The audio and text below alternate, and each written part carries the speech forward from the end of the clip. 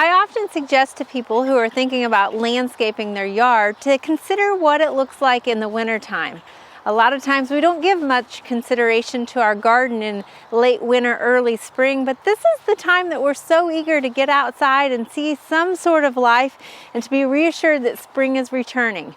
Hellebores is a perfect plant for this situation.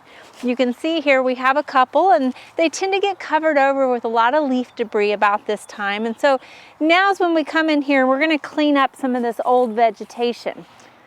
They're a hardy perennial from zones 4 to 9, which means here in Oklahoma they will come back every year. Now you can see that they tend to have leathery leaves, and so they're almost semi-evergreen. Depending on how cold our winters got, these leaves will start to look a little more tattered. This is what we're going to remove right now just to make room for some of this newer growth underneath here. Just going to clean out some of these old leaves and also some of this deciduous leaves that have fallen on top of it. You can see there's plenty of new growth coming on underneath here, as well as flowers. They're a great plant because they come in a range of flower colors, from maroons to creams to even a green color, and some speckled flowers as well. Hellebores are often called Christmas rose or Lenten rose because that kind of covers the span in which they flower from Christmas to Easter. So as this plant progresses throughout the season, these leaves will get bigger and glossier, and the flowers, they'll last for about a month, but eventually they'll turn into a green seed pod. As those pods mature, they will pop open and release those seeds, and so a lot of times you'll see some baby seedlings coming up underneath the protection of the parent plant. Now, hellebores do cross-pollinate, so if you have other colored varieties in your garden, you likely won't receive the same color off of that seedling as the parent plant, so it'll be a surprise. You can transplant those seedlings, and it'll take anywhere from 2 to 4 years before they bloom for you.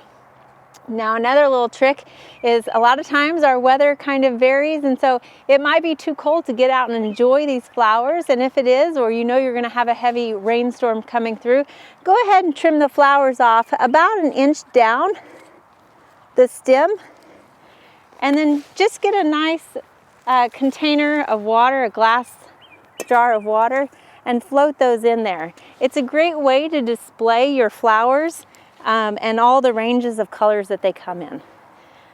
Now, in an arrangement like this, these flowers will last for about a week or two, but it's a nice way to preserve them before the storm gets them.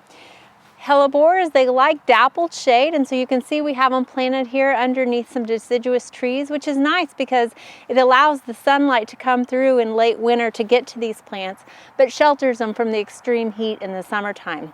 They also like the woodland garden because it tends to have rich, moist soil. Now, once they are established, they are fairly drought tolerant, so don't be too concerned if you have a more mature plant and we've had a dry winter. Because they do like rich soil, they do benefit from a side dressing of fertilizer later on in spring, so we'll kind of come back and work that into the soil. Hellebores are a great plant and a great reminder that spring is returning, and something to consider for that winter landscape.